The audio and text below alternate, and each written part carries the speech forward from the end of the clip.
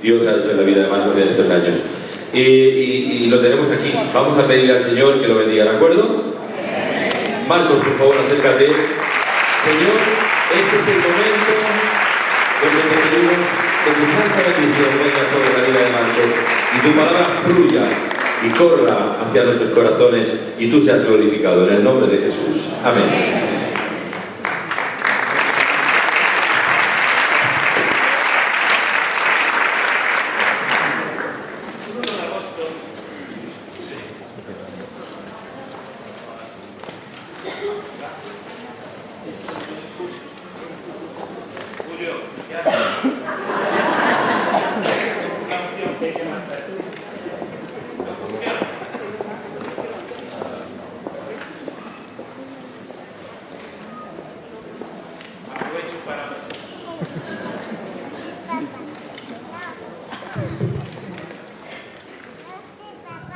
La unción, dice. Muy bien.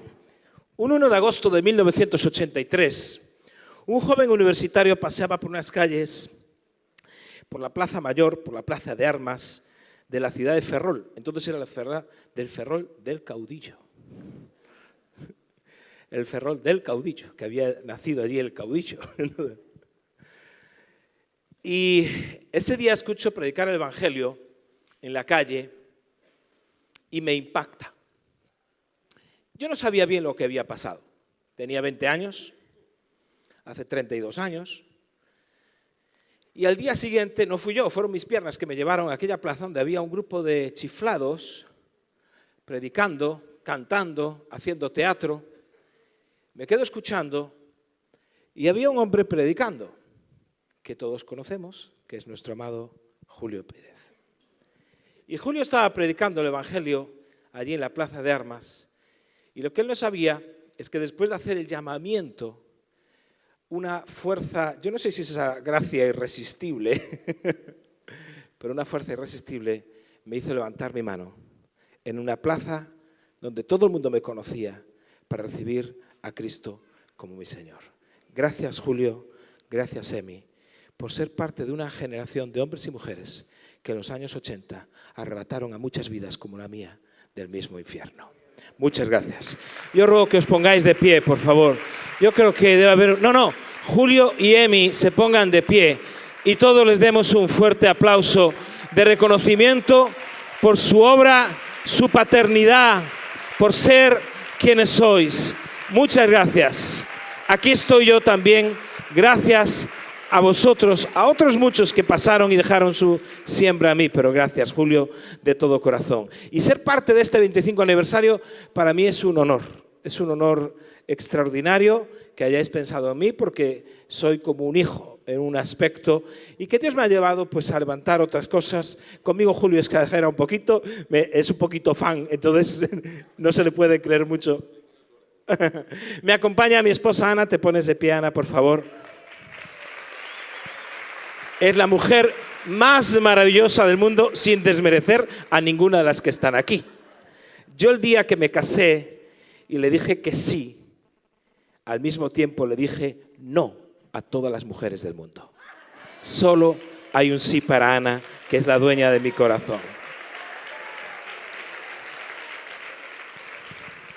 De verdad que es un placer estar aquí y es un honor.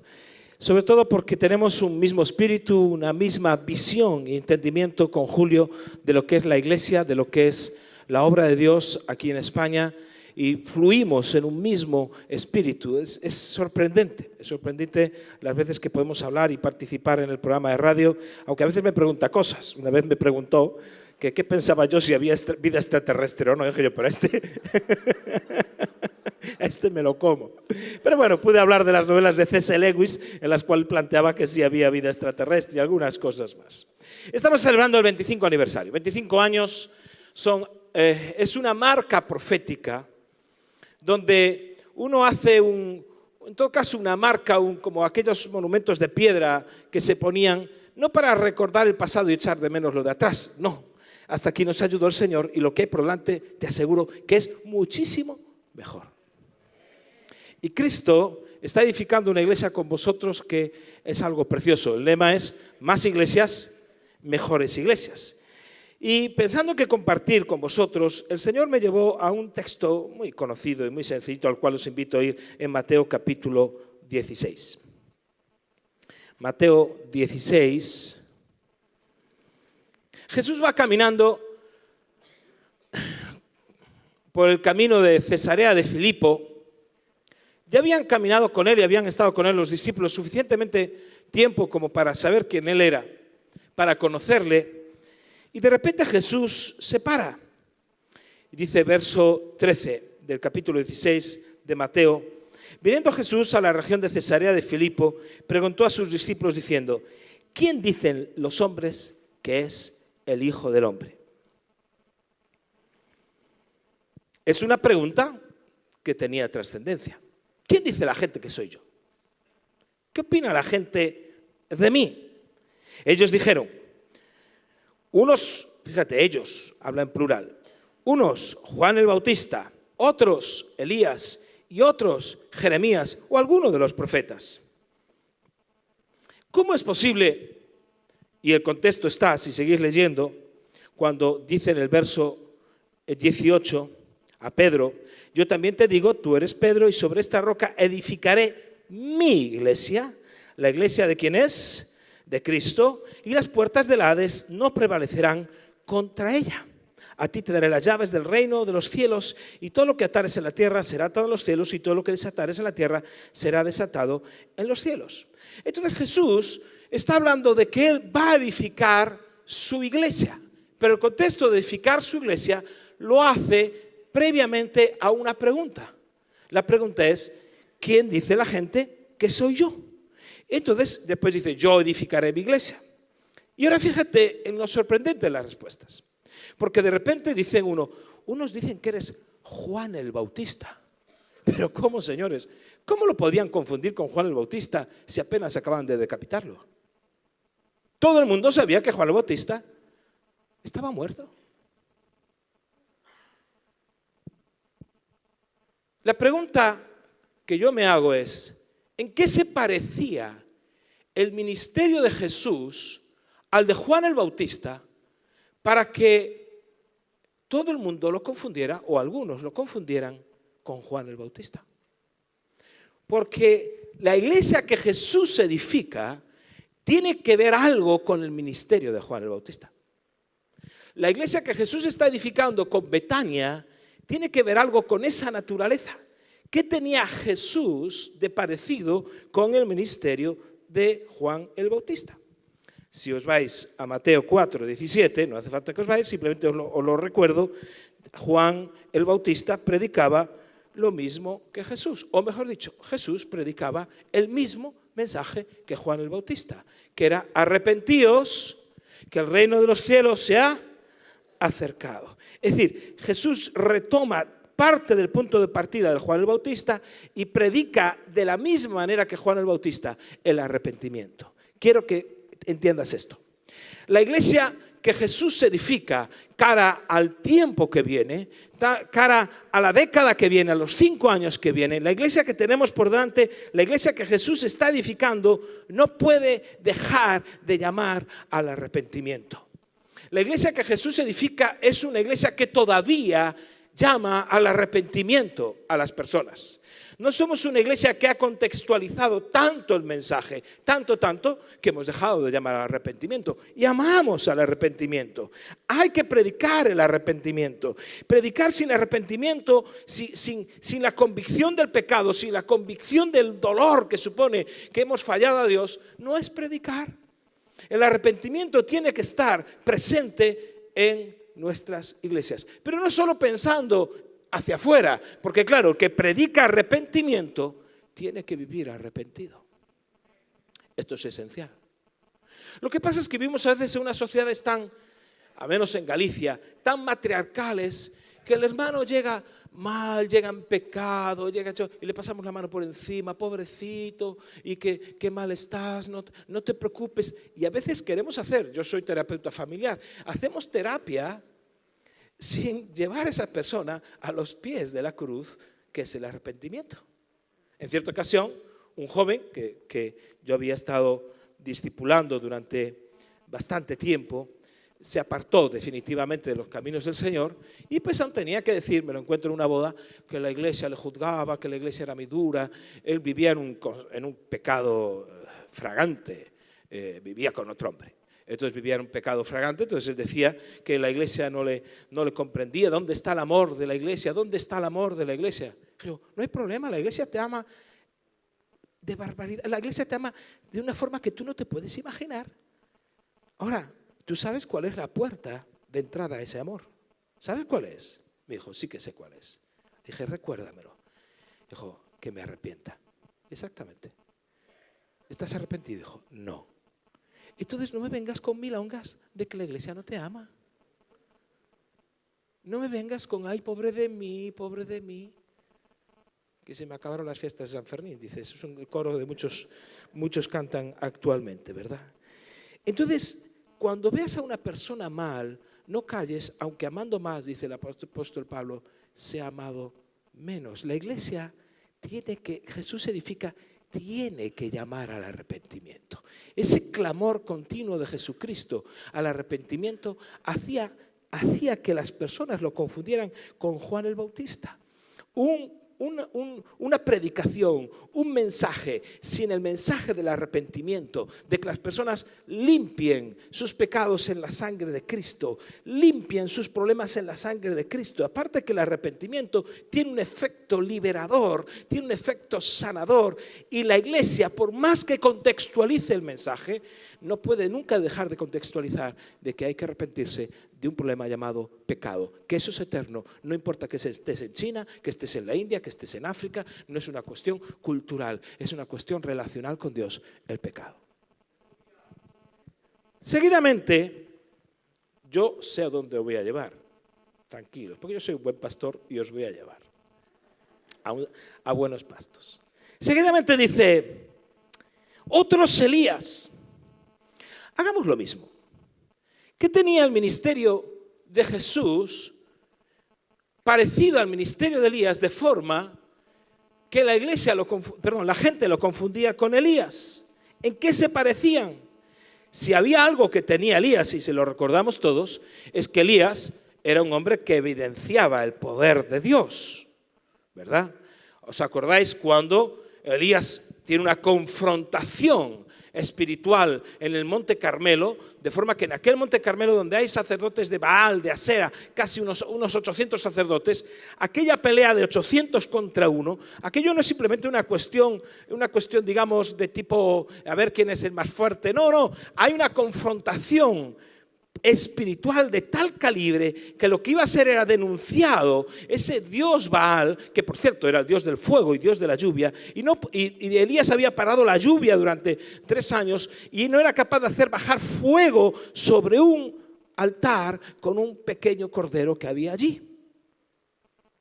La confrontación es de tal calibre que cuando finalmente vence el pueblo de Dios, empieza a decir: el Señor es Dios, Jehová es Dios, Jehová es Dios. Mira, te voy a decir una cosa. Al principio de ese texto, Elías les dice: ¿vosotros en quién creéis? Si Baal es Dios, seguidle.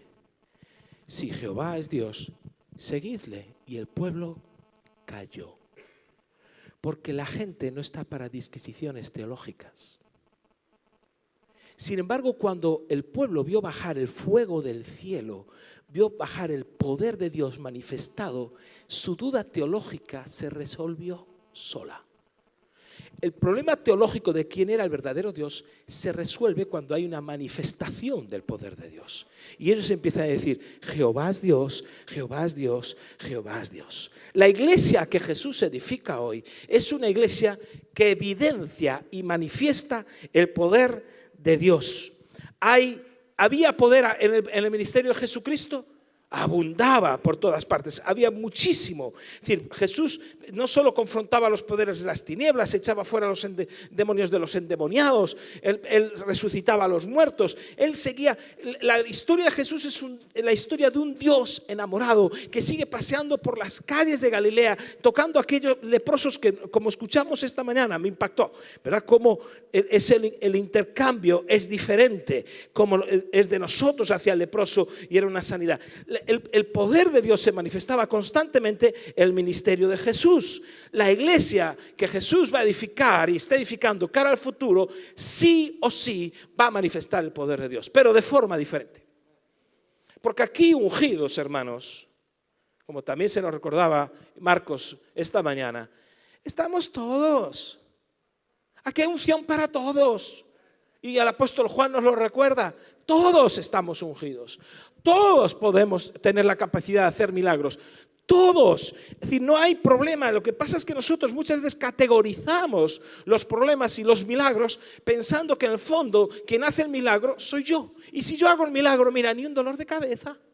Ahora, eso sí, me acerco a orar por alguien, si lo veo muy con un dolorcito de cabeza, tal, Señor, te libera de esta cosa. Si lo veo muy grave, yo empiezo a decir, Señor, haz conforme a la fe de este infeliz. Es decir, para colmo. Es decir, el hombre hecho polvo, arruinado, liquidado, y yo pidiendo que haga conforme a la fe de ese pobre hombre. La fe la tengo que ejercer yo. ¿La oración del justo puede? ¿La oración del justo puede? Ah, pero a lo mejor tu mucho no es mi mucho. A lo mejor el mucho de algunos es un nivel así, pero el mucho de otros es otra cosa, que tiene que ver con la fe. Cuando una iglesia empieza a manifestar el poder de Dios, no es para exhibirlo, para que la gente venga, es para que un río de gente salga por las calles, salga por las ciudades, salgan por todas partes, para que vengan diciendo, el reino de los cielos se ha acercado. Cuando yo viajo mucho, cuando entro en un hotel, lo primero que digo, Señor, el reino de los cielos se ha acercado con mi presencia a este hotel. Si hay alguien que necesita escuchar de ti, dame esa cita divina, dame ese encuentro. Hoy la tuve. Lo que pasa es que no me dejaron. Pero estábamos en una reunión de pastores, donde estaríamos, no sé, 70, 80 personas, pastores, que también son personas, entonces hay que aclarar las cosas. Y sí, porque a veces, en fin, tanto que te llaman pastor, se olvidan de que eres una persona y tienes nombre. Yo soy Marcos, en mi iglesia se me llama Marcos, no pastor. Porque no quiero nunca que se olviden de que soy persona antes que pastor. Porque cualquier cosa en la vida, dejo de ser pastor, sigo siendo Marcos, ¿verdad? A veces la función fagotiza el nombre. Recuerdo esa historia, bueno, ya me iba a ir por otro lado. Entonces, estábamos allí y de repente entra un hombre del mantenimiento a encender el aire acondicionado. Y yo pensé, ¿cuántos creyentes hay en España? Los números más optimistas reales, estamos hablando del 1% de la población, sobre 500.000 de personas. 450.000. ¿Cuántos pastores hay? No llegamos a 4.000. Y que de repente a un tipo en medio de 46 millones de habitantes, un hombre entre en una habitación donde hay 80 pastores. Ese hombre, como dije, ¿a usted le tocó la lotería? Solo que usted no lo sabe, se lo voy a explicar yo después. ¿Qué quiere decir? Hay citas divinas. Una de las cosas que nosotros estamos provocando en la congregación es una escuela de milagros. ¿Cómo hacer milagros? ¿Cómo enseñar a hacer milagros y que la gente se desate milagros en todos los contextos, en todas las circunstancias, en todas las áreas? Es decir, tiene que haber milagros en todas partes. Dios, entendedme esto, Dios tiene necesidades masivas que muchas veces, y espero que se me interprete bien, o al menos que me explique bien, es como que Dios no puede suplir todas las necesidades masivas que Él tiene. ¿Cuántos habitantes tiene Salou? Alguien que lo sepa. 25.000, gracias. En números redondos, como yo, redondito. Entonces, 25.000. ¿Cuánta gente se habrá levantado hoy pidiéndole un milagro a Dios? ¿Cuántas madres se habrán levantado pidiendo un milagro para sus hijos? A lo mejor no lo hicieron de una forma religiosa, pero ¿cuántos hombres se han levantado pidiendo un milagro de un trabajo? ¿Cuántas miles de oraciones no verbalizadas han llegado al trono de Dios hoy en Salou? ¿5.000? ¿10.000? ¿Qué puede hacer Dios? ¿Cómo resuelve Dios una necesidad masiva en una población de 25.000 habitantes? La Iglesia deja de tener el paradigma de venir y empieza a pensar que todos somos misioneros ahora mismo en todos los contextos en los que estamos. Un joven que estaba siendo operado en nuestra iglesia, dije yo, ahora mismo, Samuel, eres misionero en este hospital. Mira, va a haber gente que nunca en su vida ha estado ni estará tan cerca de Dios como cuando entren en tu habitación. Nunca. Tú puedes ser un factor de cambio y de transformación. Y entonces enseñamos cómo hacer milagros para que los milagros estén incluidos simplemente en la vida cotidiana. Y el secreto es muy sencillo. La cuestión única que hay que tener en cuenta es deja que Dios sea Dios. Deja que Dios sea Dios, nada más. Si cuando estés al lado de una persona y te abre el corazón y te manifieste un problema, estés donde estés, el contexto que sea, dile simplemente, ¿me permites orar por ti? En 32 años que llevo de vida cristiana, jamás nadie me dijo que no, nunca. El español está abierto a recibir la oración. España está abierta para recibir el Evangelio. Simplemente hace falta gente que crea que ellos son portadores de un milagro de Dios. Si Dios quiere entregar un milagro, y yo soy como el de Seguro, yo voy y llevo ese milagro de parte de Dios a las manos de esa persona. Yo tengo que estar despierto cada día. Y la iglesia que manifiesta el poder de Dios no es solo un culto poderoso, que los hay, que los puede haber, yo no niego todo esto, sino que si hay una iglesia de 100 personas, imagínate, 100 personas infiltradas en terreno enemigo, 100 personas siendo avanzadillas en el terreno enemigo, llevando y manifestando el poder de Dios. Y por eso la capacidad de rotar, fíjate que cuando envía a los 70, les dice, id, y si entrad en bendecid en la casa donde entréis, y después de bendecir, comed de todo lo que os pongan, y si hubiera algún enfermo, sanadlo. Es una orden. Lo primero que tienes que hacer es orar, bendecir. Lo segundo que tienes que hacer es relacionarte. Y lo tercero que tienes que hacer es orar, ministrar con el poder de Dios esa necesidad. Sánalo. Sánalo. Y dices, ¿pero cómo? Si no lo sanas tú, que lo sana Dios. Pero tú disponte. Y después de último dice, y decidles, el reino de los cielos se ha acercado. Pero yo siempre hice todo al revés. Primero quería predicarles y que me dejaran ministrarles. Y como no dejaban ministrarles, no podía tener relación con ellos, al final, en vez de decirlos, los maldecía. Te vas a perder. Vas a saber lo que es bueno. El juicio de Dios. Y aquello que tenía que ser buenas noticias, a la gente se convertían en malas noticias. Una iglesia que manifiesta el poder de Dios. Y no tenemos que pedir el poder para usarlo, simplemente como el pitido de la locomotora, gastando el vapor en eso. Es un poder que hace marchar la locomotora, avanzar la iglesia. La gente se está convirtiendo porque ve milagros y pequeños milagros. En una ciudad como Lugo, con 100.000 habitantes, estamos viendo milagros cotidianos todos los días. Gente que está recibiendo sanidad, gente que está recibiendo provisión, gente que no tenía trabajo, sobre todo los no creyentes, porque los milagros y el poder de Dios es para el que no cree, especialmente. Gente que de repente viene, no tiene trabajo, oramos. Una mujer profesora de francés con su hija esa misma noche, atea, criada en el ateísmo, llega a la iglesia. ¿Quieres que oremos por qué necesidad tienes? No tengo trabajo, llevo meses sin trabajar. Oramos. Esa misma noche tiene 2 ofertas laborales, ella y la hija. Y vienen corriendo a la iglesia y dicen, ¿pero qué clase de Dios tenéis vosotros? ¿Qué clase de Dios es ese? Esos pequeños milagros están a tu alcance. La iglesia que Jesús edifica es una iglesia que manifiesta el poder de Dios en cada uno de los integrantes. Porque como bien escuchábamos esta mañana, el Espíritu Santo está en todos. Hasta en los niños. Hasta en los niños.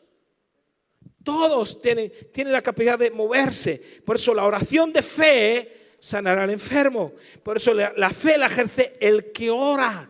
Entonces, por eso nosotros no podemos simplemente calificar las enfermedades por este oro, este me lo mando para el cielo, este me lo mando para no sé dónde, para el infierno, no sé puede, lo que sea. Es decir, no, todo es posible, no hay nada imposible, todo es posible, no hay nadie está fuera del alcance del poder de Dios y tú puedes ser la herramienta que Dios use. Y había un centurión que aquellos hombres se acercan al Señor y le dicen: Señor, este hombre es digno de que le hagas un milagro, porque edificó una sinagoga, él ha sido bueno con tu pueblo, honra a tu pueblo.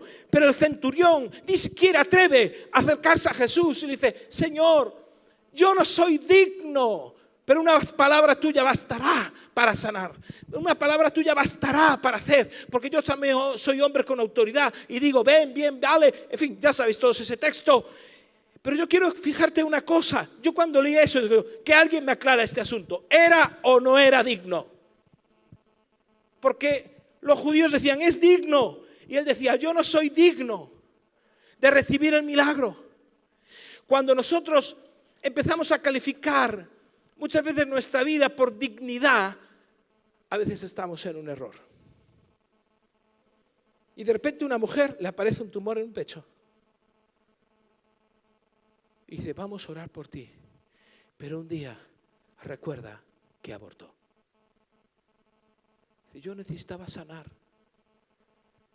pero no soy digna.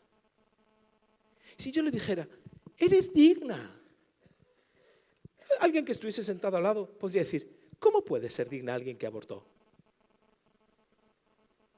El texto no intenta calificar la dignidad de nadie. El texto lo que viene a decir es que cualquier persona, creyente o no creyente, judía o romana, alejada o no alejada de Dios, cualquier persona que en un momento dado ponga su fe en Jesucristo, es accesible a los milagros de Dios. Cuando tú estás en esa actitud y no estás evaluando la dignidad de nadie, si es digno o no es digno, si su vida fue un desastre, los pecados que cometió, todo eso es igual. Si tú eres capaz de llevar a esa persona a los pies de Cristo y hay una fe genuina, va a recibir un milagro. Y entonces le dirás: el reino de Dios se ha acercado. Cuando mi mujer dirigía uno de los centros de menores que tenemos varios centros de menores y trabajamos con jóvenes delincuentes, todos los jóvenes de la provincia de Lugo que cometen delitos pasan por nuestra mano. Y ella, yo dirigí uno de los centros, después dirigí otro, ella estaba dirigiendo uno de los centros, se acercó una mamá desesperada porque ya no tenía más, estaba desesperada, llevaba también meses sin trabajo. ¿Te acuerdas, Ana? Y bueno, lo bonito es que lo contará ella, pero lo cuento yo. Entonces, porque el tiempo corre. Entonces, le dijo a la directora de un centro del gobierno: yo quiero que te quedes con esa imagen. Ella está hablando con la directora de un centro del gobierno donde sus hijos están siendo cuidados. Y dice: estoy desesperada. Llevo meses sin trabajar. Solo me quedan 30 euros, los últimos que tengo para acabar el mes, a mediados de mes. Y voy a ir a una echadora de cartas muy famosa que sale allí en la televisión local y todo esto. No voy a decir el nombre para que la gloria no se la lleve el diablo. Entonces, dice: voy a ir a esa echadora de cartas porque necesito que se me solucione esto. Y Ana le dijo: no gastes el dinero tontamente. No gastes ese dinero. Ven mañana, cuando ya todos los niños se hayan ido, y yo te voy a leer las cartas. Y dijo: ¿tú lees las cartas? Dijo: sí, yo leo las cartas. Y entonces al día siguiente vino María, con los nervios de la directora del centro del gobierno donde sus hijos estaban allí, para que le leyera las cartas. Y Ana cogió y leyó la carta de Pablo a los Efesios, un texto muy bonito. Le leyó Primera de Juan. Dijo, hay unas cartas que te voy a leer.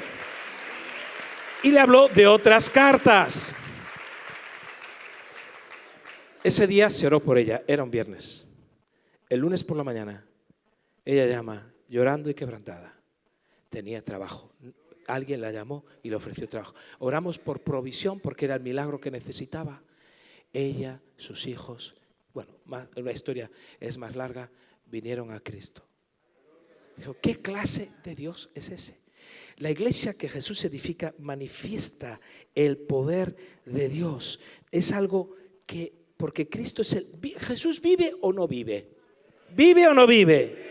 ¿Salva o no salva? ¿Sana o no sana? Pues tío, sal ya y hazlo. Hoy vas a tener citas divinas que puedes encontrarte. Simplemente hazlo. Dile a la gente, ¿me permites orar por mí? Todos, seguro que todos podríais subir por aquí y contar por lo menos un testimonio de esas citas divinas. ¿Por qué no hacerlas todos los días? Y algunos te confunden con Jeremías, Jesús. ¿Qué tenía el ministerio de Jeremías que hacía que la gente lo confundiera con él? Jeremías era conocido como el profeta llorón. Jeremías incluso tiene un libro que se llama Lamentaciones, que no es precisamente el más popular de la Biblia, no está en el hit parade. Entonces, Lamentaciones. ¿Quién quiere leer un libro que se llama Lamentaciones? Nadie. ¿Cómo se puede escribir un libro titulado Lamentaciones? Nadie lo vendería. Alegrías, un mundo feliz, todas esas cosas, pero Lamentaciones, nadie leería eso. Es decir, Jeremías estaba quebrado, gemía, lloraba, es decir, intercedía por Jerusalén, por el pueblo, porque veía que era un pueblo contradictor, un pueblo desafiante, que le había dado la espalda a Dios y que el juicio de Dios venía por ellos. Jeremías tenía un corazón tremendo por un pueblo que se estaba perdiendo. Y Jesús tenía exactamente el mismo corazón de Jeremías. Cuando veía las multitudes, dice que se le ponía el corazón como una calabaza. Dice que los veía como ovejas que no tienen pastor, dispersas, ovejas sin contención. Me encantó, yo voy a usarlo de esta mañana, Marcos, lo del lapicero, lo de la contención es extraordinario. Si no estuvisteis por la mañana, por favor tenéis que escuchar ese mensaje. Es decir, ovejas dispersas, sin contención, sin nadie que les constriña. Entonces, cuando Jesús veía eso, se quebraba, incluso dice que lloró sobre Jerusalén. ¿Cuántas veces quise juntarte como las gallinas quiso juntar a sus polluelos y no quisiste? Y dice que lloró. Al ver una ciudad, llora. La iglesia que Jesús edifica es una iglesia que llama al arrepentimiento. La iglesia que Jesús edifica es una iglesia que muestra el poder de Dios. La iglesia que Jesús edifica es una iglesia que muestra una carga tremenda por los perdidos. Tiene una compasión por los perdidos extraordinaria. Cuando yo veo hermanos que tienen una vida acomodada, libre, y no les duele nada a su vecino de enfrente ni de arriba, no les conmueve nada, no les conmueve lo que les conmueve el corazón de Dios, yo dudo si son mis hermanos. No sé.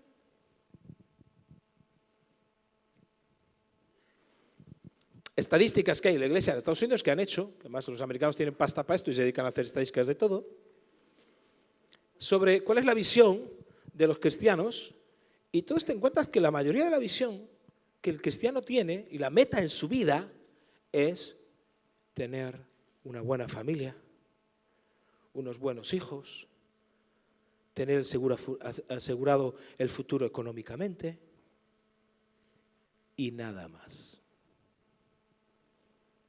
Es todo lo que les alcanza su fe. Y no les pidas mucho más. Para eso desgastan su vida y su fe. Y nada más. Nosotros somos bendecidos, y lo sabéis, para bendecir. Una iglesia tiene que soñar despierta en cómo conquistar esta nación.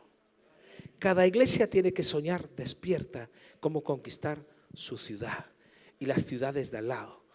¿Sabéis que por poneros un ejemplo, la provincia de Lugo tiene 67 municipios, que a su vez tienen un montón de pueblos y de comarcas, bueno, en fin, 67 municipios, solo en 4 hay iglesia. ¿Qué pasa con las otras 63 municipios donde viven miles de personas que no tienen ni una sola iglesia? Es que no hay ni un creyente. Ni un creyente. En España hay 12 millones de personas que no tienen cerca una iglesia evangélica.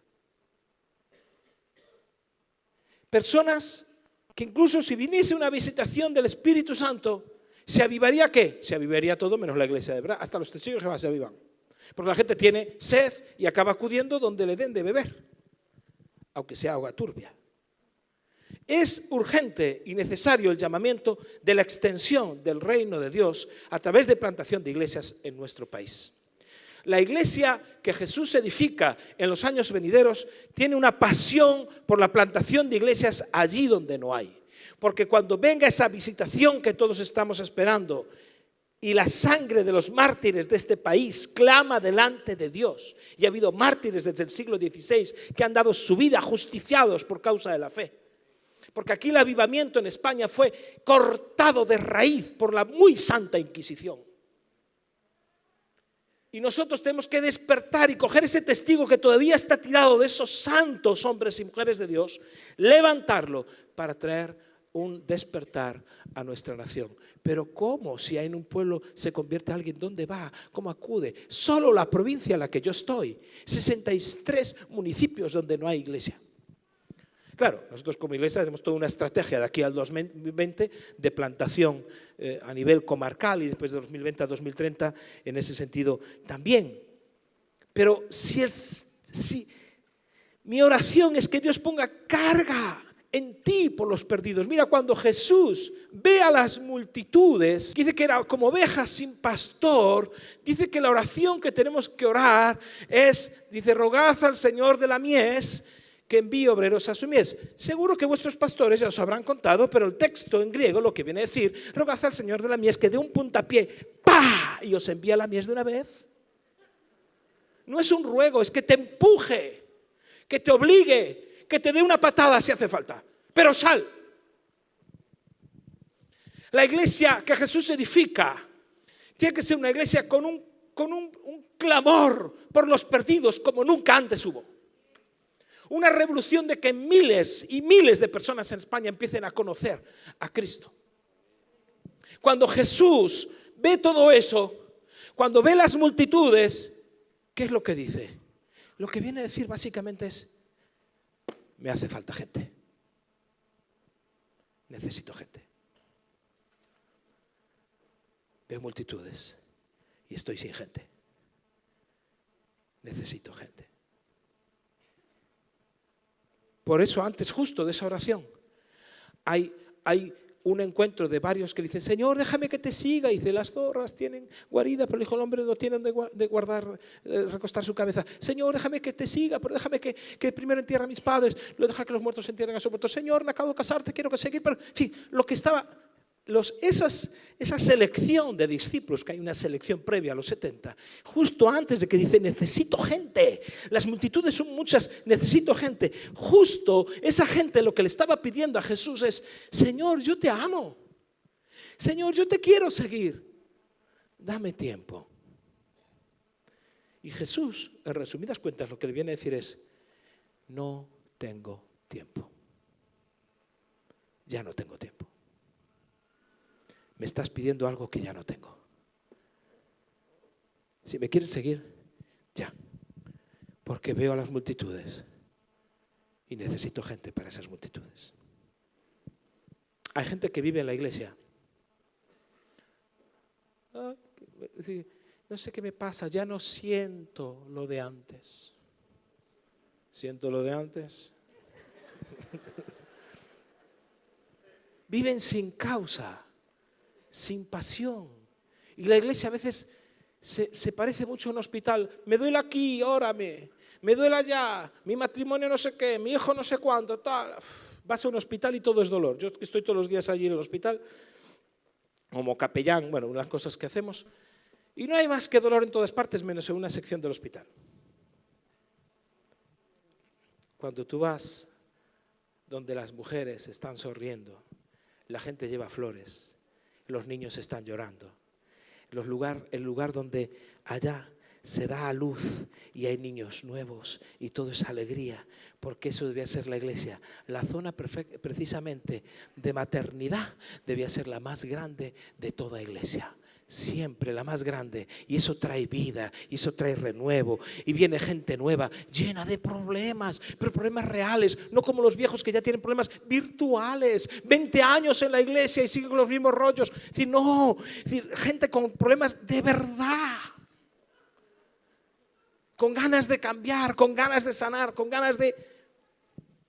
La iglesia que Jesús edifica es una iglesia que tiene carga por los perdidos, tiene una compasión por los perdidos. No me aplaudáis mucho que no tengo mucho tiempo, entonces se me va el tiempo en los aplausos. Entonces, no es los aplausos al final, pero fíjate, es que se me va, hay poco tiempo. ¿A qué hora tengo que terminar? Bueno, tú me haces señal así ya. Entonces, y alguno de los profetas, bueno, creo que habéis captado perfectamente el asunto. Es decir, que había en el ministerio de los profetas que tenía Jesús. Los profetas denunciaban. Mira, al profeta se le dio algo que era su don y su desgracia. Porque al profeta, mira, hay 17 profetas menores que traen unas palabras durísimas y con un vocabulario durísimo y unas imágenes terribles de lo que Dios hace. Ellos mismos hacían imágenes, se casaban con una prostituta, comían comida hecha en el estiércol, enterraban un cinturón varios años, pues se lo ponían, bueno, en fin, andaban desnudos, hacían un clamor durísimo, porque al profeta se le da algo que es el don y al mismo tiempo que es su carga terrible. Por eso cuando pidas el ministerio de profeta, piénsatelo bien, porque al profeta se le da la carga de ver lo que Dios ve. Y eso, hermanos, no es cualquier cosa. Cuando ves lo que Dios ve, por eso hay tanta ira en ellos, pero no es una ira de rencor, es una ira porque están tan llenos del amor de Dios, que ese amor herido sangra ira. Al profeta se le da eso, y Jesús tenía también un ministerio profético. La iglesia que Jesús edifica es una iglesia que denuncia a los ídolos de hoy. Es una iglesia que sigue denunciando los ídolos actuales. Es una iglesia que no va a recibir precisamente el aplauso por denunciar esos ídolos. Y primero los propios, porque nuestros propios pecados somos muy laxos con ellos.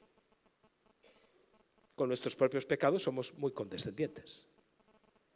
La iglesia que Jesús edifica se levanta de una forma diferente. Es lo que llamamos, se está generando un concepto que se llama comunidades de contraste. Va a ser esto, el mal va a ser tan malo que el bueno tiene que ser radicalmente bueno. Tiene que haber un contraste. Nuestra iglesia tiene que ser un modelo contracultural acerca de cómo es la familia, acerca de cómo manejamos el dinero, acerca de cómo manejamos el sexo, las relaciones, todo. Se supone que un cristiano, ninguno de los que está aquí, acepta un trabajo sin IVA. Si quieres que tu comunidad sea una comunidad de contraste, sin el impuesto. Pero hablamos de la corrupción de las autoridades, pero no hablamos de nuestra propia corrupción. Tenemos que ser profetas sobre nosotros mismos. Una comunidad de contraste de tal calibre que cuando la gente vea dice, puede que no crea lo que tú crees, pero tú eres coherente, tú eres creíble, hay credibilidad en ti. La iglesia que Jesús edifica sigue denunciando a los ídolos actuales. Y Jesús así lo hizo también. A veces en la escuela infantil enseñamos a los niños qué bonitas las parábolas de Jesús y Jesús para aquí, qué bonito tal, y las historias de Jesús tan bonitas y las parábolas, en fin. Oye, no matan a nadie por contar historias bonitas. A nadie llevan a la cruz por contar historias lindas para los niños. Había un mensaje absolutamente contracultural y radical, y por eso lo mataron. O mejor dicho, por eso le entregó su vida. Porque no se la quitaron, la entregó. Pero ese espíritu profético en la iglesia que Jesús edifica tiene que estar presente. Pero la historia no termina aquí. La historia termina con otra pregunta. Ellos dijeron, unos Juan el Bautista, otros Elías y otros Jeremías o alguno de los profetas. Y vemos ahí cómo Jesús va edificando su iglesia. Y Él les dijo, ¿y vosotros? Porque esto es lo que dice la gente. Pero, ¿y vosotros? ¿Quién decís que soy yo? Antes salieron todos como a borbotones a decir, no, unos Elías, otros, todos ellos hablaban. Y ahora no salen. Ahora no opinan. Ahora no es tan fácil. Solo uno, que yo creo que alguien lo empujó y se vio y dijo, bueno, pues ahora que estoy aquí, me respondo. Entonces le respondiendo Simón Pedro dijo, tú eres el Cristo, el Hijo del Dios viviente. ¿Quién es Jesús para ti? Porque la iglesia que Cristo edifica depende de que se responda de una forma u otra esta pregunta. ¿Quién es Jesús para ti? ¿Qué hace? Muchos ven a Jesús como su Salvador y algunos no pasan de eso en toda su vida. Me salvó, y es perfecto, Jesús es el Salvador. Otros ven a Jesús como su, casi decíamos, Jesús colchón. Siempre es mi descanso, mi reposo. Siempre están pensando en descansar, en reposar. Yo tenía un joven, él muy astuto, que en la cabecera de su cama puso un cartel que puso la palabra. Entonces, ¿de dónde vienes? De la palabra, decía. Descanso en la palabra. Uy, qué espiritual. El tipo daba el pego, ¿verdad? Y siempre estaba hablando de la palabra y mi tiempo en la palabra. Y es porque a la cama la había llamado, bautizado como la palabra. Y muchos ven a Jesús de esa manera. Otro es simplemente su sanador.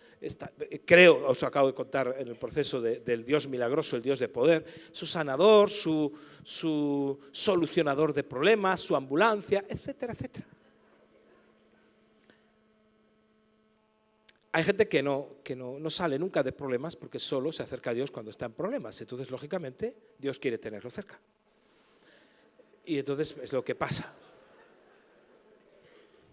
Estaba visitando a un enfermo en el hospital esta semana y se está acercando a Dios ahora que está postrado. Le dije, ¿sabes qué?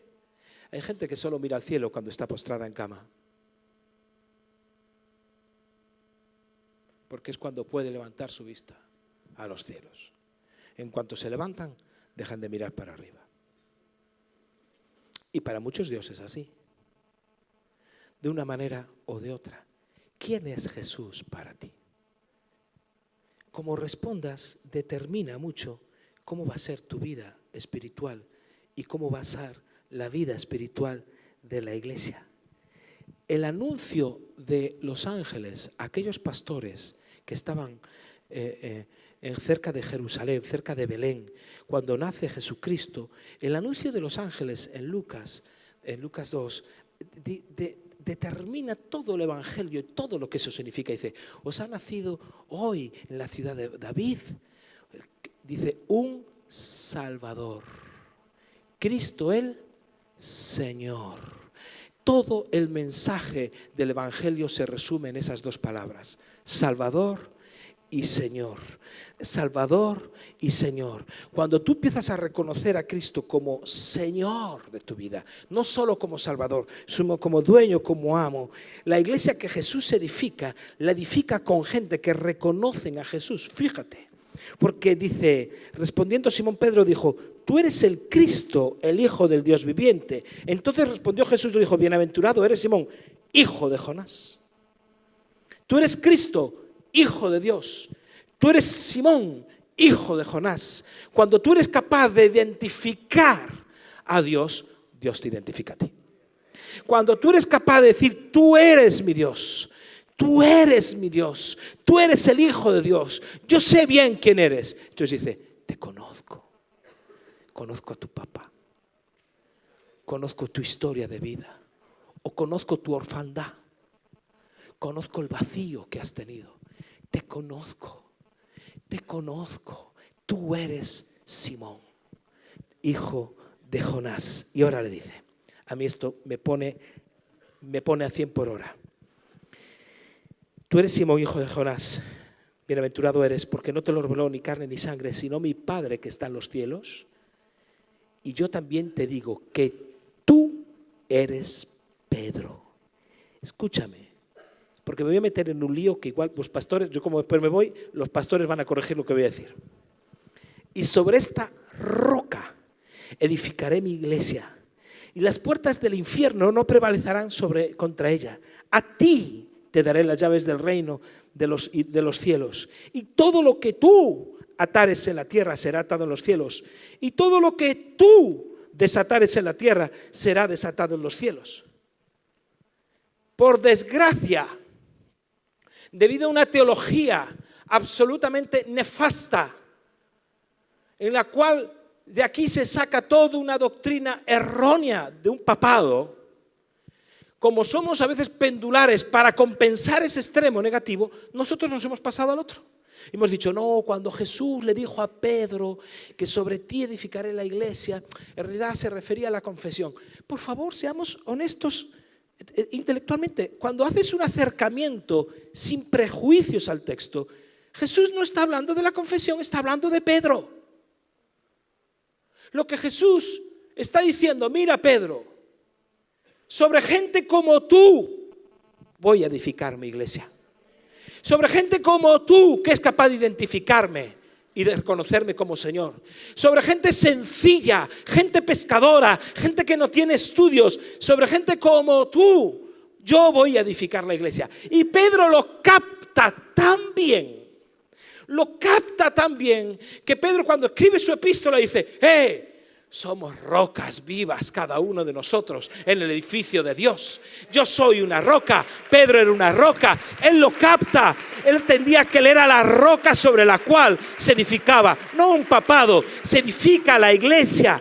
La iglesia que Cristo está edificando y viene, la iglesia que viene, no está hecha y compuesta de grandes intelectuales, no está compuesta de grandes personas con mucho poder, lo débil, lo vil, lo menospreciado, lo que el mundo se avergonzó de ello, Cristo no se avergüenza. Gente como tú. Tú eres la persona sobre la cual se puede edificar. Una persona que está llena del Espíritu Santo y es capaz de llevar los milagros donde sea. Es capaz de hacer un llamamiento al arrepentimiento. Es capaz de tener una voz profética en cualquier contexto, en un colegio, en la asociación de padres, en el vecindario. Gente como tú. La iglesia que Jesús edifica es así. Es así. Y no podemos pensar en ganar una España a través de organizaciones, de ganar una España a través de grandes denominaciones o a través de grandes hombres de Dios. España se gana contigo. Ponte de pie, por favor. Quiero hacer una cosa muy sencilla para terminar. Rosa, estás por ahí.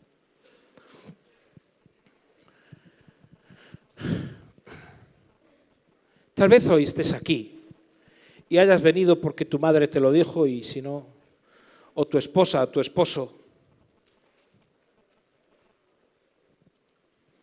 Y yo quiero invitarte a que reconozcas a Jesucristo en tu vida. Y quiero decirte que si tú necesitas un milagro en esta tarde, tú lo puedes recibir. El Dios de milagros está aquí. Y con gente como tú, Dios va a suplir esa necesidad, esa demanda masiva que tiene. De gente que dice, necesito tu ayuda. Con gente como tú se va a convertir gente, se va a edificar la iglesia. Con gente como tú, piedras vivas en la iglesia del Señor. Pero quiero hacer primeramente una invitación a las personas que tal vez nunca antes, yo sé que estoy en un congreso cristiano, pero querido amigo y amiga, que hoy tal vez estés aquí y nunca antes le hayas encontrado sentido a la vida, nunca antes le hayas dicho a Jesús: tú eres mi Salvador y mi Señor. ¿Por qué hoy, de una vez y por todas, no te rindes a Él? ¿A qué esperas? ¿Estar mirando cara arriba en un hospital? ¿A qué esperas? Una vez el forense de mi ciudad, su hija tuvo un accidente gigantesco, le cayó una roca gigante y a la niña no le pasó nada. Y el forense dice: Marcos, eso fue un milagro. Otra como esta y me convierto. Y yo: ¿ah, sí? ¿Vas a exponer otra vez a tu hija a una de estas para que tu corazón duro se quebrante? Eres un sinvergüenza. Otra como esta y me convierto. ¿A qué esperas? Hoy es día de salvación. ¿Quisieras entregar tu vida a Jesucristo?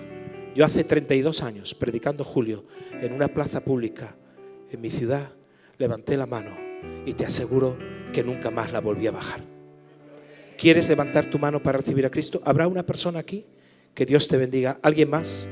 Estoy llamando a gente que nunca antes ha hecho la decisión de recibir a Cristo en su vida. Como si no hay nadie, pero 1, 2 personas. ¿Alguien más? ¿Alguien más? Haz conmigo esta oración y la vamos a hacer juntamente con estos 2 hermanos, 3 hermanos. ¿Alguien más? 4. Que Dios te bendiga. Haz conmigo esta oración. Haz conmigo esta oración. Haz conmigo esta oración. Padre del cielo, todos juntos. Padre del cielo, te pido perdón por mis pecados. Vengo a ti y te reconozco a ti, Jesús, como mi Señor, mi Salvador, mi amigo, el que me da una nueva vida. A ti vengo y no vuelvo atrás. Gracias de todo corazón por la nueva vida en Cristo. Amén. Amén.